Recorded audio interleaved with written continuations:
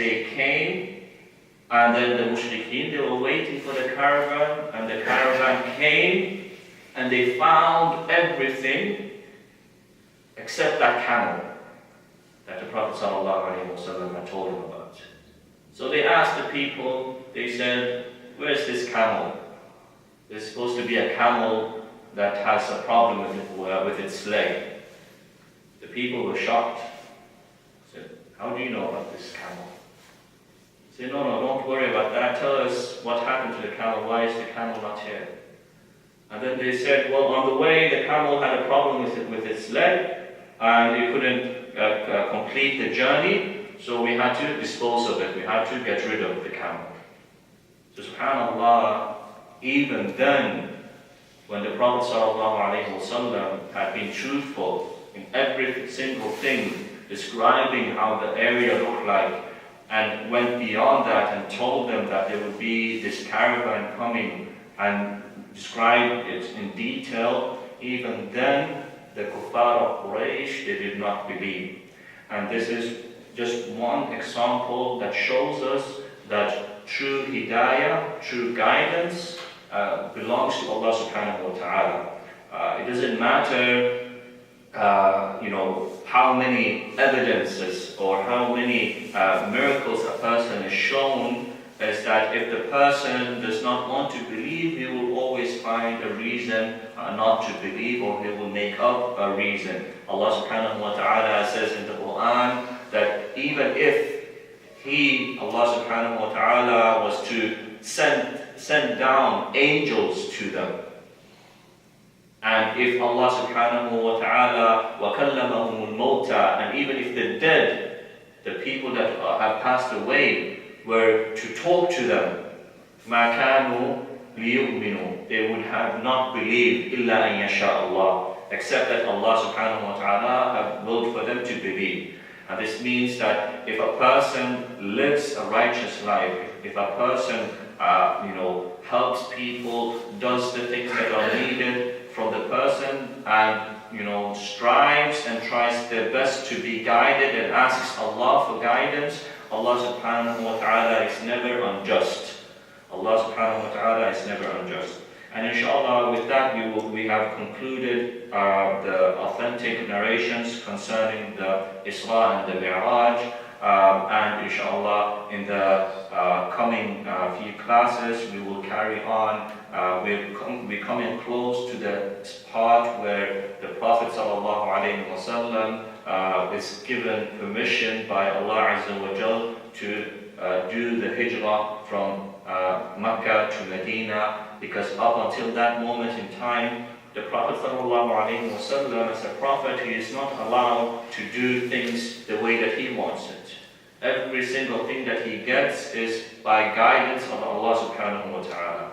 So up until that moment in time, the Prophet ﷺ hasn't been given the permission to leave Mecca to go to Medina. And then later on, we will see that that permission is given to the Prophet ﷺ, and most of the companions, they leave, and the Prophet ﷺ is actually one of the last remaining people that leave Mecca. There's still some companions that are left behind in Mecca later on.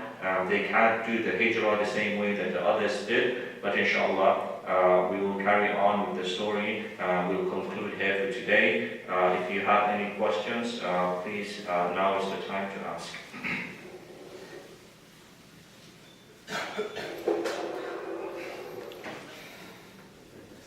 Yes. So, when Prophet ﷺ reached Sidratul Muntaha, was there any conversation between him and Allah? There are some, Jazakallahu khairan, the brother is asking about the conversation between Allah subhanahu wa ta'ala and the Prophet sallallahu alayhi wa sallam at this place, Sidratul Muntaha. There are some narrations that tell us that there was a conversation, and that conversation is found in the at-tahiyyat, in the salah, at-tahiyyatu lillahi al-barakatuh, and so on. And that shows us the conversation between Allah subhanahu wa ta'ala and the Prophet sallallahu alayhi wa sallam and Jibreel alayhi salam later on hears this conversation and he adds peace and blessings upon the Prophet sallallahu alayhi wa sallam. But to my knowledge, all of those narrations are weak at the best. They're weak at the best. It does not mean that they're fabricated or made up or anything like that. But there are scholars that have spoken about the authenticity of those things. So because of that, we try to leave it off and just mention what is being reported 100% without a doubt in both Sahih Muslim and Sahih Bukhari. I hope that answers the question. So you said Prophet Muhammad described the Masjid al-Aqsa 100%? Yes. Do you have like a description of what he said? Yeah, there's the hadith I found, one of the best ones are the narrations by Anas bin Malik radiallahu anhu, in the hadith that is found in Sahih Muslim, where the Prophet sallallahu alaihi wasallam is telling them about the details, describing Bayt al-Maqdis to these people. So it is mentioned in the hadith. I don't have the hadith right now, but it is something that is definitely found. Yes. When you said that previous question about the conversation, and you said some ulama had an objection. Yes. My question is, what qualifies as something authentic? I'm not sure if I'm right. Wouldn't there be a case there will always be someone who said there is something wrong with this? And can we disqualify that with one objection? Or what is the ruling on it? What is the criteria? That's a very good question. What qualifies a hadith to be acceptable, and what, if let's say, majority of scholars have accepted one hadith and you have a few scholars that don't accept a certain hadith, this is actually a whole science, a whole field in itself, the field of hadith and its terminology, and when you know when a hadith is considered to be authentic and weak. This is something that people study for a very, very long time. Imam al-Bukhari rahimahullah ta'ala is one of the most well-known scholars in that particular field, and he spent his whole life seeking and learning about this. It is difficult to say that if you find this and that in a hadith, then the hadith is considered to be authentic. But as a general rule, yes, this knowledge has been codified by scholars, and for laymen like us, people that have not studied the science in detail, the simple thing is we say whatever Imam Muslim and Imam al-Bukhari have agreed upon. If you find a hadith that says that these two scholars have agreed upon this hadith, then the majority, if not all of the Muslim Ummah, they all agree that this particular hadith is considered to be authentic. And then everything else that comes after that, hadiths that have been narrated by other scholars, collected by other scholars, there's a degree that it takes. That degree keeps going down and down and down until you reach a level where you can't, scholars they say, you can't use weak hadith to justify a particular form of worship. Okay, but when it comes to stories in the things that tells us about what happened and so on, that is fine. So just to bring it all together, there are science. This is a science. It has been codified. There are conditions, but those conditions are not as straightforward as just saying that every time you find this in a particular hadith, then this hadith is always 110%.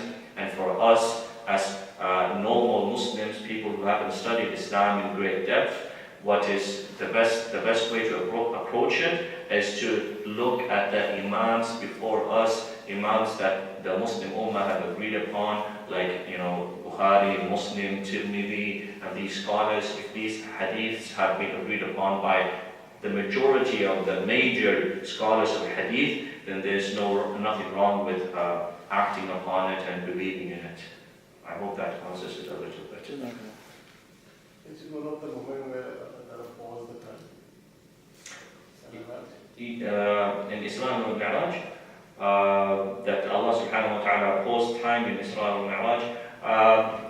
To my knowledge, there's nothing that shows that Allah subhanahu wa ta'ala paused the time during Isra and Mairaj. The Prophet sallallahu alayhi wa sallam did all these things from the time of Isha until Fajr, but that does not necessarily mean that the time was paused. However, it could mean that the way the time the way time passes in different places might be different. So you might be in one place and time seems to stand still, but in reality it doesn't stand still. So that's a completely different thing. But however, one important thing that you made me remember is that there's actually another prophet of the Bani Israel, the only time where Allah subhanahu wa ta'ala actually made time stand still. He made time stand still for this prophet in order for them to be victorious in a battle. The sun was about to set, but Allah subhanahu wa ta'ala stopped time, and the time was increased, and they were able to become victorious in that battle. So that's the only time that I can remember that is authentically mentioned. Yes? Just one question about a hikmah behind the fact that Musa has to advise Prophet Musa to go back to Allah every single time. The question comes, then why did Allah to himself the first time? Yes. Why he made Musa come to request again and again? This is a... Yeah, Jazakallah khair, that's a very good point. The brother is asking about the hikmah, the wisdom, why the Prophet ﷺ, he was instructed by Musa to go back to Allah subhanahu wa ta'ala, and then, why did Allah subhanahu wa ta'ala